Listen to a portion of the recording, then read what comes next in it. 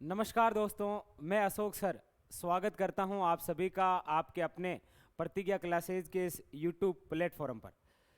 तो आइए दोस्तों, आज हम चर्चा करते हैं अपने राजस्थान इतिहास को लेकर। सबसे पहले मैं आपको ये बता दूं कि राजस्थान का चाहे इतिहास हो, चाहे जियोग्राफी हो, चाहे आर्ट कल्चर हो, और साथ में चाहे इंडिया का इतिहास हो, जियोग्राफी हो या फिर आर्ट कल्चर हो, वो पूरे पूरे टॉपिक आपको थ्योरी के माध्यम से पढ़ाने वाला हूं। लेकिन आज आपने थंबनेल के अंदर देखा होगा, आज हम चर्चा करेंगे राजस्थान इतिहास को लेकर। और राजस्थान इतिहास का आज हम परिचय देखेंगे कि कौन सा सिलेबस है राजस्थान इतिहास का। और वैसे आप चाहे किसी भी एग्ज़ाम की तैयारी कर रहे हैं, उन सभी के लिए ये क्लास वेरी वेरी इंपॉर्टेंट है। तो आइए शुरू करते हैं राजस्थान का इतिहास।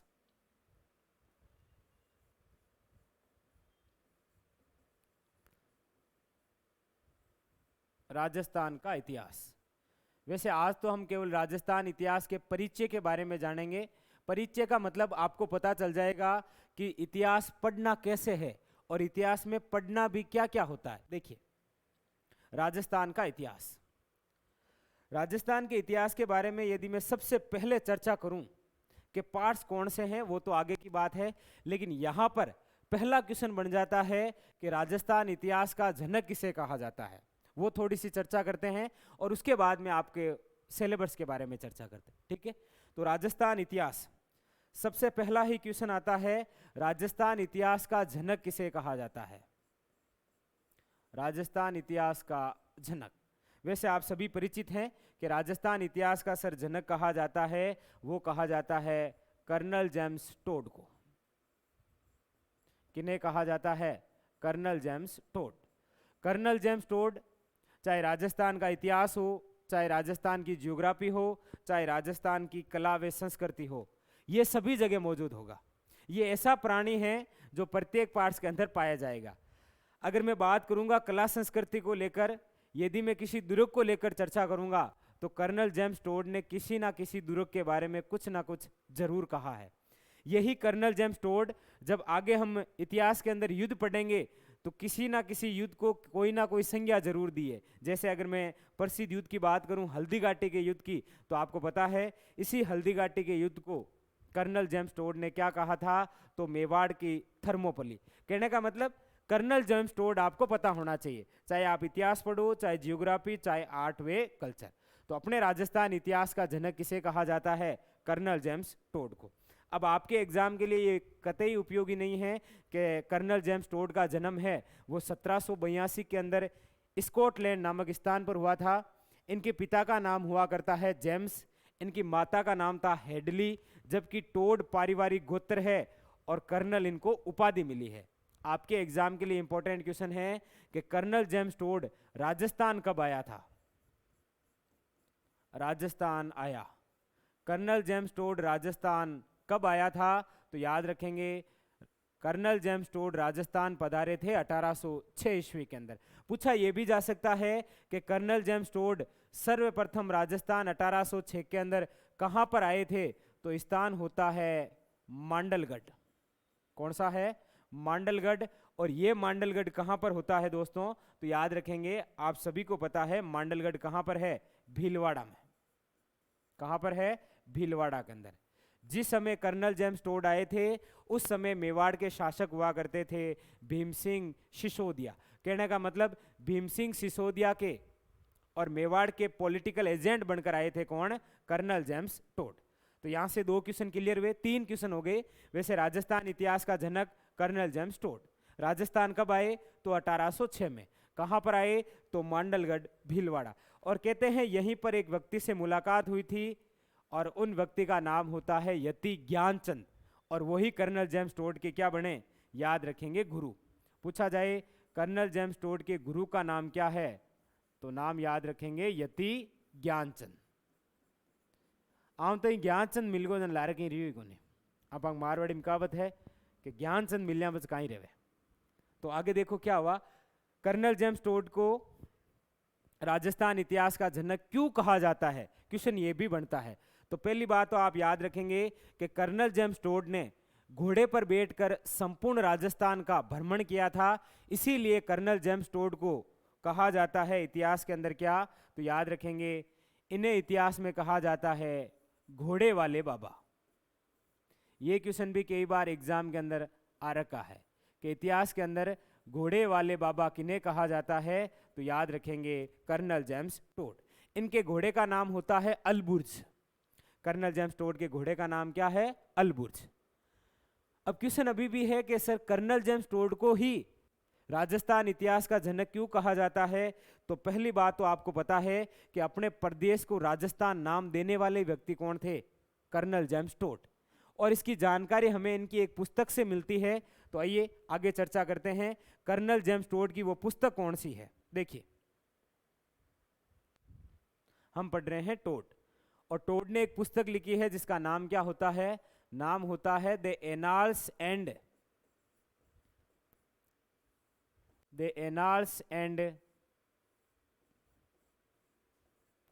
Antiquities of Rajasthan. The annals and antiquities of Rajasthan. कई बार एग्जाम के अंदर पूछा गया है the annals and antiquities of Rajasthan पुस्तक के लेखक कौन? तो याद रखेंगे इस पुस्तक के लेखक आपको पूछा जाए तो वेरी इंपॉर्टेंट, इस पुस्तक के लेखक हैं स्वयं कर्नल जेम्स टोड। इस पुस्तक के लेखक कौन हैं? याद रखेंगे कर्नल जेम्स टोड। तो कहते हैं कि the annals and antiquities of Rajasthan नामक पुस्तक के अंदर हमें जानकारी मिलती है कि अपने प्रदेश के लिए कर्नल जेम्स टोड ने कौन कौन से नाम दिए, यानी अपने प्रदेश को कौन कौन से नाम दिए थे। तो अपने प्रदेश को 3 नाम दिए थे। सबसे पहले नाम दिया था रायथन, एक नाम इन्होंने दिया था रजवाड़ा, और तीसरा अपने प्रदेश को नाम दिया था इन्होंने क्या? राजस्थान। तो आपको पूछा जाए अपने प्रदेश को राजस्थान नाम देने वाले व्यक्तित्व कौन हैं? Colonel James Tod. इसीलिए इनको राजस्थान इतिहास का क्या कहा जाता है? जनक। और याद रखेंगे पूछा यह भी गया है कि कर्नल जेम्स टोड ने अपनी इस पुस्तक के अंदर राजस्थान नाम दिया कब था? तो याद रखेंगे 1829 के अंदर।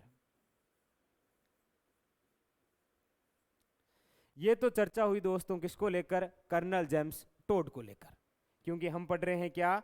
हम पढ़ रहे हैं अपने राजस्थान का इतिहास, और यहां से पहला फैक्ट आता है कि राजस्थान इतिहास का जनक किसे कहा जाता है? तो हमने कहा कर्नल जेम्स टोड को। कर्नल जेम्स टोड राजस्थान कब आए थे? तो 1806 के अंदर। और कहां पर पधारे थे? मांडलगढ़, भीलवाड़ा। आपको पता ही है भीलवाड़ा क्षेत्र आता है मेवाड़ के अधीन, और इस समय मेवाड़ के शासक हुआ करते थे भीम सिंह सिसोदिया। क्लियर? हमने कहा कर्नल जेम्स टोड के गुरु का नाम क्या है? तो गुरु का नाम होता है यति ज्ञानचंद। और इतिहास के अंदर कर्नल जेम्स टोड को कहा जाता है घोड़े वाले बाबा। क्यों? क्योंकि अपने संपूर्ण राजस्थान का भ्रमण किया था घोड़े पर बैठकर, इसीलिए इन्हें क्या कहा जाता है? घोड़े वाले बाबा। और इनके घोड़े का नाम होता है अलबुर्ज।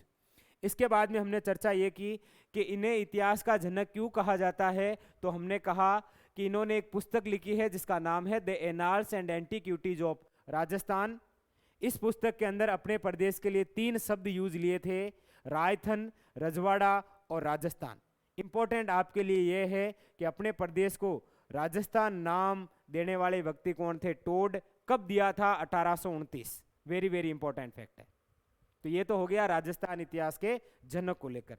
आइए अब हम चर्चा करते हैं कि राजस्थान का इतिहास है ये कितने पार्ट्सों में है और किस प्रकार हमें पढ़ना है। देखिए, राजस्थान इतिहास,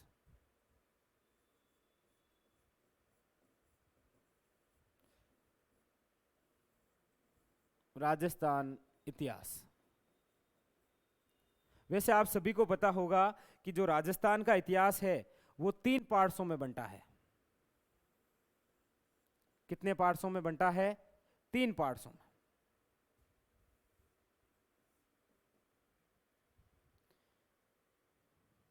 कितने पार्ट्स हैं राजस्थान इतिहास के? 3 पार्ट्स। देखो, आपके लिए पढ़ना उस समय इजी हो जाता है जब आपको पता होता है कि इतिहास के अंदर टॉपिक कौन से हैं और किस प्रकार हमें पढ़ना है। देखिए, राजस्थान इतिहास 3 पार्ट्सों में है।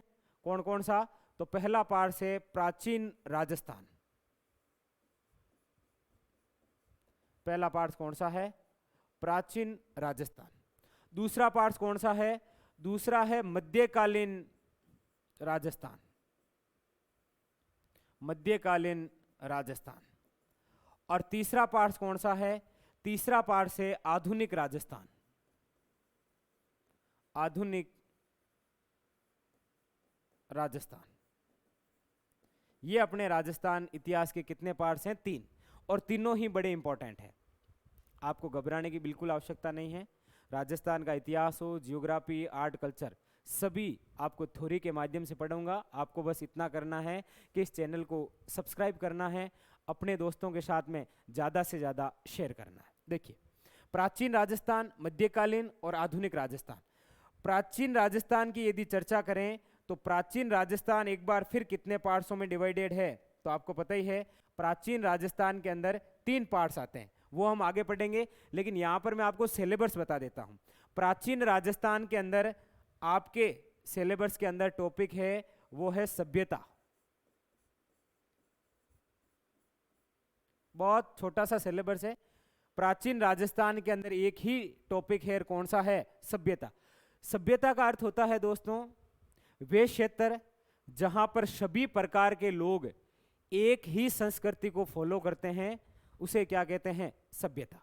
तो प्राचीन राजस्थान के अंदर एक ही टॉपिक लगता है, कौन सा है? सभ्यता। आइए बात करें मध्यकालीन राजस्थान की।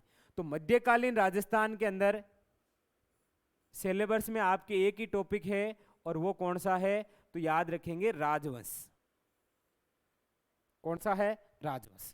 प्राचीन राजस्थान में केवल सभ्यता है, मध्यकालीन राजस्थान में राजवंश है, और आधुनिक राजस्थान के अंदर बात करें तो यहां पर केवल आंदोलन है। बस यही तो है आपका सिलेबस राजस्थान इतिहास का। और आप चाहे एग्जाम किसी की भी कर रहे हैं, किसी भी एग्जाम की तैयारी कर रहे हैं, तो निश्चित रहिए, आप ये ना सोचें कि मैं जिसकी तैयारी कर रहा हूं उसके लिए उपयोगी है या नहीं है। संपूर्ण एग्जाम के लिए उपयोगी है। आप चाहे आरएस दो, चाहे आईएएस, नो टेंशन रहिए, ठीक है। तो राजस्थान का इतिहास 3 पार्ट्सों के अंदर हमने देखा, प्राचीन, मध्य और आधुनिक। प्राचीन के अंदर है सभ्यता, मध्यकालीन के अंदर है राजवंश, और आधुनिक राजस्थान के अंदर क्या है? आंदोलन। तो बस ये 3 ही टॉपिक है। अब इस टॉपिक को थोड़ा सा विस्तार से हम देखते हैं। देखिए, सभ्यता। सभ्यता की अगर चर्चा करें तो आपको पता ही है, इंपॉर्टेंट जो सभ्यता होती है आपके सिलेबस के अंदर, वो केवल 4 प्रकार की सभ्यता है। बाकी हम डिटेल से पढ़ेंगे। फर्स्ट कौन सी है? कालीबंगा। नंबर 2 इंपॉर्टेंट सभ्यता है, वो होती है अहाड़ सभ्यता। नंबर 3 इंपॉर्टेंट है, वो है आपके गणेश्वर सभ्यता। और नंबर 4 होती है, वो होती है बेराट। कहने का मतलब, आप चाहे कोई भी एग्जाम दे रहे हैं, उन सभी के लिए 4 सभ्यताएं वेरी वेरी इंपॉर्टेंट। बाकी आपको मैं अलग पार्ट्स में बताऊंगा कि प्राचीन राजस्थान 3 पार्ट्सों में है, प्राग ऐतिहासिक, आद्य ऐतिहासिक और ऐतिहासिक, और उसके अंदर ये सभ्यता किस प्रकार से डिवाइडेड है। राजवंश को लेकर यदि मैं आपके साथ में चर्चा करूं तो राजवंश के बारे में अपने राजस्थान में बहुत डिटेल है। देखिए, राजवंश, राजवंश के बारे में सबसे पहले राजवंश की अगर मैं चर्चा करूं तो नाम आता है हमारे सामने गुहिल वंश, क्योंकि अपने राज्य के अंदर सबसे प्राचीन वंश माना जाता है कौन सा? गुहिल वंश। जब हम गुहिल वंश पढ़ेंगे तो गुहिल वंश के साथ में ही हम किसका इतिहास पढ़ेंगे? पूरा मेवाड़ का इतिहास। किसका पढ़ेंगे? मेवाड़ का इतिहास। और आपको पता है, यही गुहिल वंश 2 शाखाओं के रूप में भी पढ़ेंगे। एक शाखा पढ़ेंगे हम, वो पढ़ेंगे रावल शाखा, और दूसरी शाखा हम पढ़ेंगे, वो पढ़ेंगे राणा शाखा। रावल शाखा जितनी इंपॉर्टेंट नहीं है एग्जाम के लिए, उससे ज्यादा इंपॉर्टेंट है राणा शाखा। क्योंकि राणा शाखा के जैसे शासक के बारे में मैं बात करूं तो जैसे लाखा, राणा लाखा, राणा लाखा का पोता है राणा कुंभा, राणा कुंभा का पोता है राणा सांगा, राणा सांगा का पोता है महाराणा प्रताप। कहने का मतलब, महाराणा प्रताप, सांगा, कुंभा और लाखा, ये 4 शासक तो आपके प्रत्येक एग्जाम के लिए वेरी वेरी इंपॉर्टेंट है। और मैं आपको ये भी बताऊंगा कि कौन सा शासक किस रूप में पढ़ना है। जैसे महाराणा प्रताप और सांगा की चर्चा करें तो आप पुराने पेपर उठाकर देख लेना, आपको क्वेश्चन हमेशा युद्ध से मिलेगा, या फिर मिलेगा महाराणा प्रताप के घोड़े का नाम, या फिर हाथियों के नाम। कुंभा की चर्चा करें तो कुंभा से हमेशा क्वेश्चन पूछता है, या तो उपाधि पूछता है और या फिर पूछता है दुर्ग और या फिर किसी पुस्तक की रचना। लाखा से पूछता है तो पिछोला झील के बारे में पूछता है या फिर लाखा का विवाह के बारे में, क्योंकि लाखा का विवाह हुआ था मारवाड़ की राजकुमारी हंसाबाई से। पूरी डिटेल से चर्चा करेंगे, लेकिन राजवंश के बारे में पहला कौन सा हम पढ़ेंगे, वो पढ़ेंगे गुहिल वंश। यही यदि मैं चर्चा करूं दूसरे वंश की, तो यहां पर दूसरा वंश होता है, वो होता है, चर्चा कर लेते हैं राठौड़ वंश की। किसकी कर लेते हैं, राठौड़ वंश। देखिए राठौड़ वंश को यदि लेकर मैं चर्चा करूं तो आपको पता है कि ये जो राठौड़ वंश है ये सबसे पहले तो कहां पर है, मारवाड़ में, यानी कि पढ़ेंगे मारवाड़ का इतिहास। मारवाड़ से ही ये राठौड़ गए थे कहां पर, तो याद रखेंगे बीकानेर, तो हम यहां पर पढ़ेंगे बीकानेर के राठौड़। मारवाड़ से ही राठौड़ गए थे कहां पर, याद रखेंगे किशनगढ़, और यहीं से हम पढ़ेंगे किशनगढ़ के राठौड़। इसके अलावा आपको पता है राठौड़ों की एक शाखा नागौर में भी है, नाम आपने सुना होगा अमर सिंह राठौड़। इतिहास के अंदर मत्तिरे की राड़ हुई थी, वैसे नागौर में राड़ ज्यादा हुए, लड़ाइयां कमी हुए। उसके अलावा आपको पता हो तो मेड़ता के अंदर भी राठौड़ है, तो वो भी है, लेकिन प्रमुख रूप से ये तीन। अगले एक वंश की ओर में यदि आपके साथ में चर्चा करूं सिलेबस में अपने, तो एक होता है चौहान वंश। कौन सा, चौहान वंश। चौहान वंश की यदि शाखाओं को लेकर मैं चर्चा करूं तो फिर सबसे पहले शांबर के चौहान, उसके बाद में अजमेर के चौहान, उसके बाद में रणथंबोर के चौहान, उसके बाद में जालोर के चौहान, उसके बाद में हाड़ौती के चौहान, और उसके अलावा शिरोई के चौहान। यानी चौहान तो राजस्थान के लगभग पूरे क्षेत्र में फैले हुए हैं, ऐसा कोई क्षेत्र ही नहीं है जहां पर चौहान नहीं पहुंच पाए थे। लेकिन आपके एग्जाम के लिए मैं बता देता हूं, चौहान के अंदर एक तो सांभर इंपॉर्टेंट है, यहां पर हम पढ़ेंगे सांभर के चौहान। एक आपके सिलेबस के लिए इंपॉर्टेंट है अजमेर के चौहान। इसके अलावा आपके सिलेबस के लिए इंपॉर्टेंट है वो है रणथंबोर के चौहान, और इसके अलावा आपके सिलेबस के लिए इंपॉर्टेंट है वो है जालोर के चौहान। कौन सा, जालोर के चौहान। दोस्तों जो भी आप वीडियो को देख रहे हैं वो लाइक करें, दोस्तों के साथ में शेयर करें और सब्सक्राइब करना ना भूलें। सब्सक्राइब करेंगे तभी हम जल्दी ऑनलाइन मिलेंगे, ठीक है।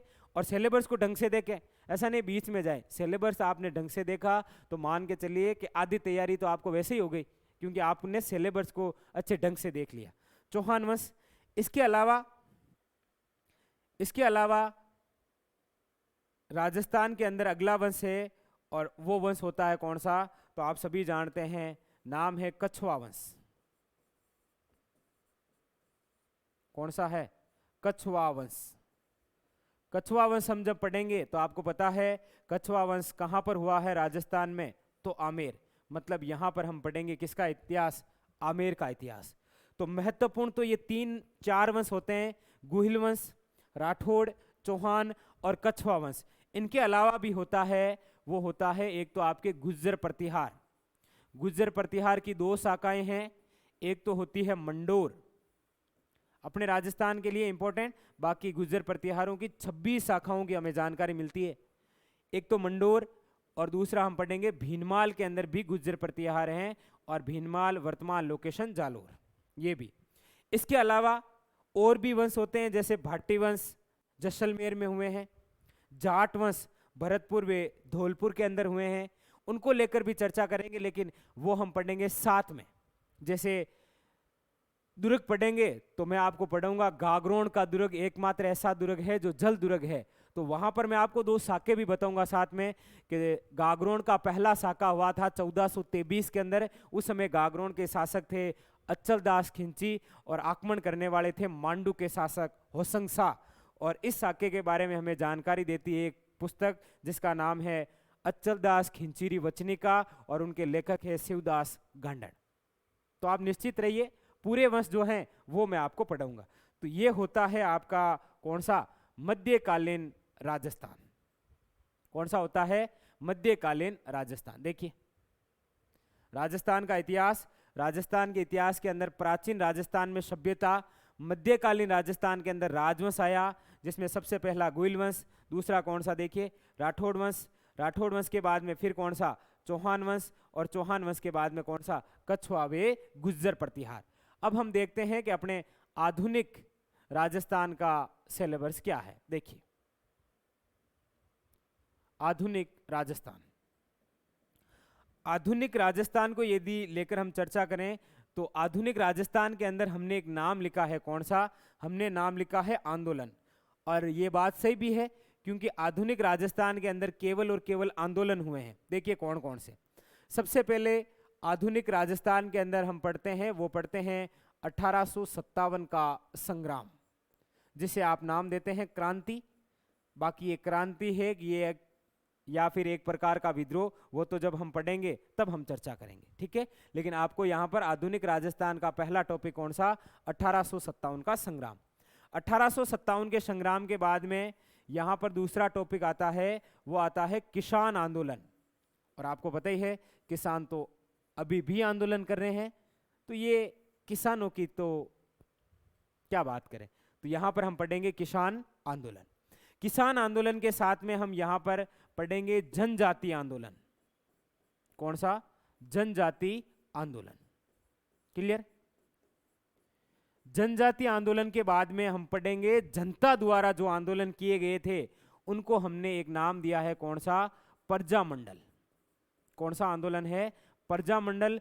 और प्रजामंडल के बाद में हम पढ़ेंगे, वो पढ़ेंगे आपके आखिरी टॉपिक जो होगा राजस्थान का एकीकरण, कंप्लीट। ये होता है आपके राजस्थान इतिहास का सिलेबस। सिलेबस सभ्यता प्राचीन के अंदर, मध्यकालीन में राजवंश है और आधुनिक में केवल आंदोलन है। और मान के चलिए आप चाहे किसी भी एग्जाम की तैयारी कर रहे हैं तो आपके प्रत्येक एग्जाम में प्राचीन राजस्थान से क्वेश्चन आता है, मध्यकालीन राजस्थान से आता है और आधुनिक राजस्थान से भी आता है। ये 5 ऐसे टॉपिक हैं जिनमें से प्रत्येक टॉपिक में से आपके क्वेश्चन आएगा। और आपको पता भी है, आप में से जो एग्जाम दे रहे हैं उनको ये पता है कि 1857 हो, किसान आंदोलन हो, जनजाति हो, प्रजामंडल हो और एकीकरण, इन 5 में से एक क्वेश्चन यहाँ से आता है और हमेशा एक क्वेश्चन यहाँ से आता है। तो 6 क्वेश्चन तो यहाँ से आएंगे और बाकी जो क्वेश्चन बचे वो आपके राजवंश से है और वो आपके सिलेबस पर है। यदि आपके सिलेबस के अंदर राजस्थान जीके के 50 क्वेश्चन आ रहे हैं तो मान के चलिए उनमें से 10 या 12 क्वेश्चन आपके इतिहास से आएंगे। और मैं आपको राजस्थान इतिहास ये सारे के सारे टॉपिक पढ़ाने वाला हूं बिल्कुल इसी चैनल पर, वो भी पूरी थ्योरी में निःशुल्क। आप मेरे साथ आपकी कॉपी और पेन लेकर बैठ जाइए और साथ साथ में नोट्स बनाते रहिए। हाँ, हो सकता है कि आपने कहीं से कोर्स ले रखा है, कोई दिक्कत नहीं, लेकिन एक बार आप पढ़ के जरूर देखिए, आपको पढ़ने में मजा आ जाएगा। क्योंकि यहाँ पर इतिहास पढ़ेंगे नहीं, हम इतिहास रचेंगे और इस प्रकार से रचेंगे कि फिर आपको कभी राजस्थान इतिहास पढ़ने की आवश्यकता ही नहीं होगी। क्यों? क्योंकि सबसे बड़ी दुविधा यह है स्टूडेंट के सामने कि सर पढ़े, लेकिन पढ़े कैसे, तो वो भी मैं आपको बताने वाला हूँ। ठीक है, तो ये तो है अपना सिलेबस राजस्थान इतिहास का। और इस राजस्थान इतिहास के अंदर सबसे पहले हम शुरुआत करेंगे, वो करेंगे किसको लेकर, प्राचीन राजस्थान। देखिए हल्की सी आपको झलक दिखा देता हूं प्राचीन राजस्थान की। देखिए प्राचीन राजस्थान,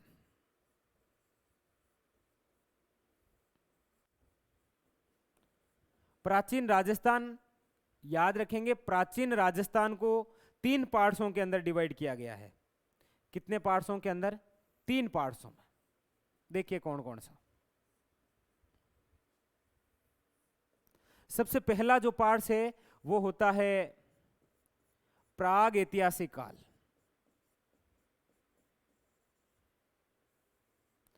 कौन सा है? प्राग ऐतिहासिक काल। दूसरा जो पार्ट्स है वो आप याद रखेंगे, उस पार्ट्स का नाम होता है आद्य ऐतिहासिक काल। कौन सा? आद्य ऐतिहासिक काल। और तीसरा पार्ट्स होता है वो होता है ऐतिहासिक काल। ऐतिहासिक काल। और ये तीनों पार्ट्स ही बड़े इंपॉर्टेंट है राजस्थान के लिए। कैसे? देखिए प्राचीन राजस्थान, आज तक आपने भारत को इस प्रकार पढ़ा होगा, मैं आपको राजस्थान इस प्रकार से पढ़ाने वाला हूं। देखिए, प्राचीन राजस्थान, प्राग ऐतिहासिक, आद्य ऐतिहासिक और ऐतिहासिक काल, 3 भागों में डिवाइड है। देखिए, प्राग ऐतिहासिक काल, आद्य ऐतिहासिक काल और ऐतिहासिक काल को यदि लेकर चर्चा करें तो प्राग ऐतिहासिक काल के अंदर सबसे पहले कौन सी धातु आई थी जो मनुष्य द्वारा प्रयोग में ली गई? याद रखेंगे, तांबा।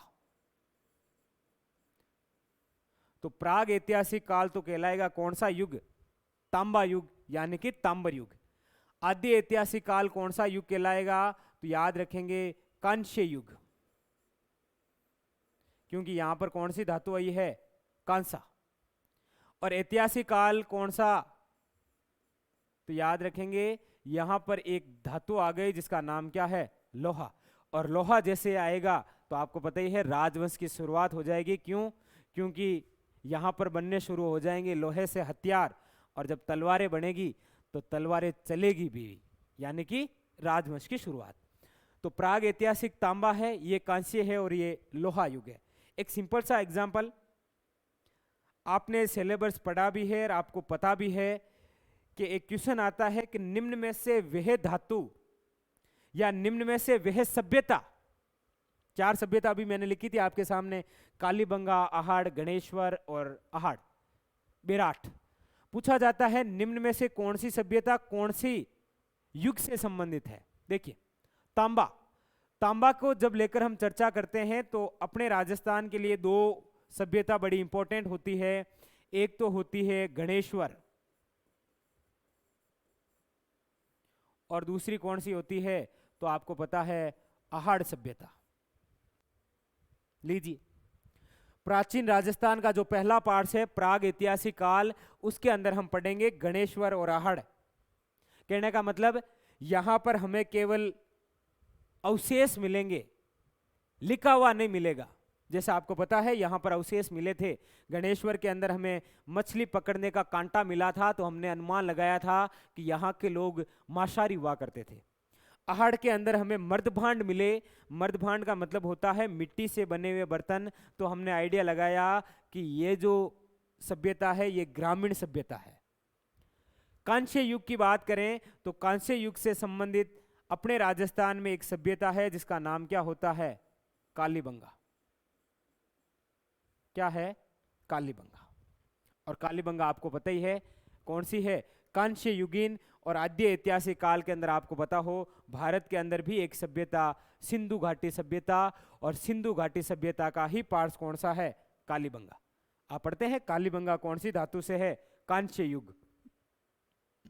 लोहा युग, लोहे युग की हम बात करते हैं तो आपको पता है अपने राजस्थान के अंदर एक हम सभ्यता पढ़ते हैं जिसका नाम क्या है? बेराट। ये लीजिए, प्राचीन राजस्थान 3 पार्ट्सों में है, प्राग ऐतिहासिक, आद्य ऐतिहासिक और ऐतिहासिक। प्राग ऐतिहासिक तांबा से संबंधित है, ये कांस्य है और ये लोहा है। तो हमारे लिए ऐतिहासिक काल में बेराट सभ्यता है, यहाँ पर कालीबंगा है और यहाँ पर कौन सी? गणेश्वर सभ्यता। यदि आप हाई एग्जाम की तैयारी कर रहे हैं, आप पटवार, ग्राम सेवक और आरएस दे रहे हैं, तो हो सकता है यहाँ से कोई क्वेश्चन पूछा जाए और आपको पूछा जाए कि निम्न में से वह धातु या निम्न में से वह सभ्यता जिसका संबंध आद्य ऐतिहासिक काल से है। क्वेश्चन कैसे आएगा? क्वेश्चन आएगा निम्न में से वह सभ्यता जिसका संबंध आद्य ऐतिहासिक काल से है, और ऑप्शन के अंदर आए गणेश्वर, आहाड़, कालीबंगा और बेराट। तो क्या करेंगे आप? कालीबंगा। अब आपके दिमाग में एक बात आ रही होगी कि सर ये तो हम सिलेबस में पढ़ेंगे, ठीक बात है, लेकिन ये प्राग ऐतिहासिक काल, आद्य ऐतिहासिक काल और ऐतिहासिक काल ये क्या है? तो देखिए, प्राग ऐतिहासिक काल वो टाइमिंग है जब हमें केवल और केवल क्या मिले हैं? अवशेष मिले। अवशेष का मतलब लिखा हुआ नहीं मिला है, याद रखना। प्राग ऐतिहासिक काल वो टाइमिंग है जब हमें केवल क्या मिले हैं? अवशेष मिले हैं, लिखा हुआ कहीं भी नहीं मिला है। आद्य ऐतिहासिक काल को लेकर यदि मैं चर्चा करूं तो ये वो काल है जिसके अंदर हमें अवशेष तो मिले ही, साथ में लिखित साक्ष्य मिले। यहां पर क्या मिले थे? लिखित साक्ष्य मिले। लेकिन ये जो लिखित साक्ष्य हैं ये आज तक पढ़े नहीं गए, पढ़े नहीं गए। ठीक है, आद्य ऐतिहासिक काल वो टाइमिंग है जब हमें अवशेष भी मिले, लिखित साक्ष्य मिले, लेकिन लिखित साक्ष्य पढ़े नहीं गए। आपके दिमाग में आ रहा होगा कि सर पढ़े क्यों नहीं गए, तो देख लीजिए। पढ़े इसीलिए नहीं गए क्योंकि यहाँ की जो लिपि थी वो लिपि समझ में नहीं आई, और लिपि बिल्कुल ऐसे थी।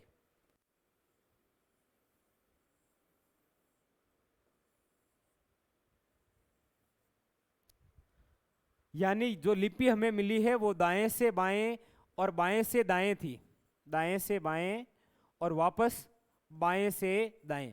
यानी कि समझ में ही नहीं आया कि इस लिपि को पढ़ें कैसे। इसीलिए इसको पढ़ने का वैसे प्रयास तो किया था, सर्वप्रथम इस लिपि को पढ़ने का प्रयास किया था वेडन महोदय ने, लेकिन वेडन महोदय क्या रहे, असफल। एक भारतीय भी थे जिन्होंने इस लिपि को पढ़ने का प्रयास किया था, उनका नाम होता है नटवर जहां। यानी कि जहां साहब ने इसको पढ़ने का प्रयास किया, लेकिन ये भी असफल रहे। तो कहने का मतलब ये लिपि समझ में ही नहीं आई, इसीलिए हमने नाम भी इसको आकार देख कर कह दिया।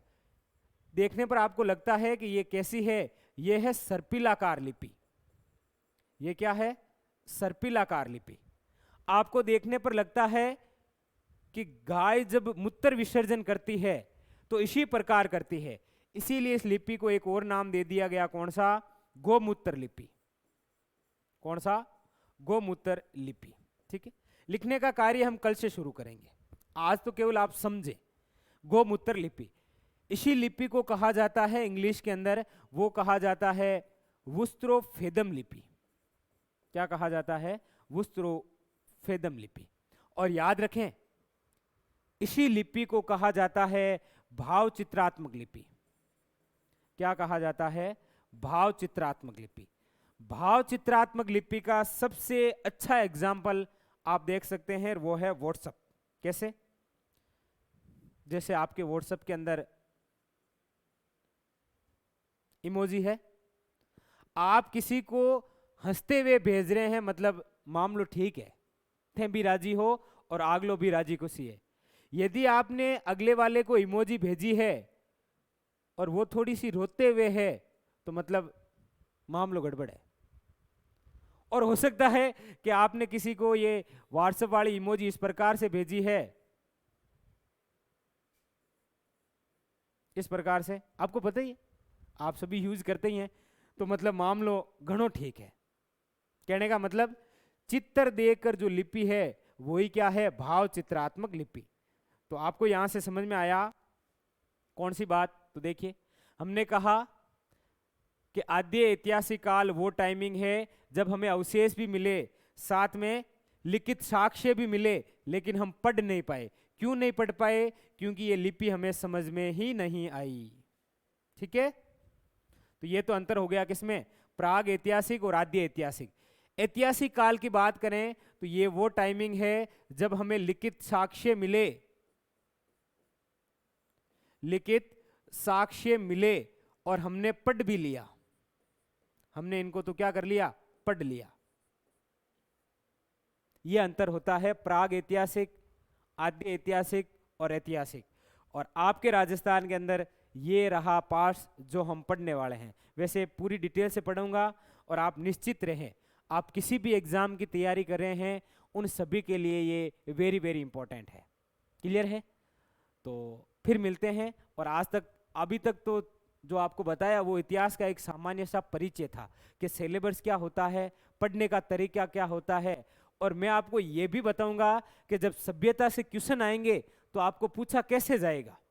ठीक है, तो आप नो टेंशन रहिए, बस आप बने रहिए इसी प्रतिज्ञा क्लासेज के इस यूट्यूब चैनल के माध्यम से। आपको बस इतना सा करना है कि इस चैनल को ज़्यादा से ज़्यादा अपने दोस्तों के साथ में शेयर करना है और सब्सक्राइब करना है। आप जितने ज़्यादा सब्सक्राइब करेंगे उतनी ही जल्दी हम आपके लिए लाइव में क्लास ले पाएंगे, और हम आमने सामने, यानी कि मैं आपके सामने रहूँगा और आपके कमेंट मेरे सामने रहेंगे। तो मिलते हैं अगले सेशन में, तब तक के लिए हंसते रहिए, मुस्कुराते रहिए।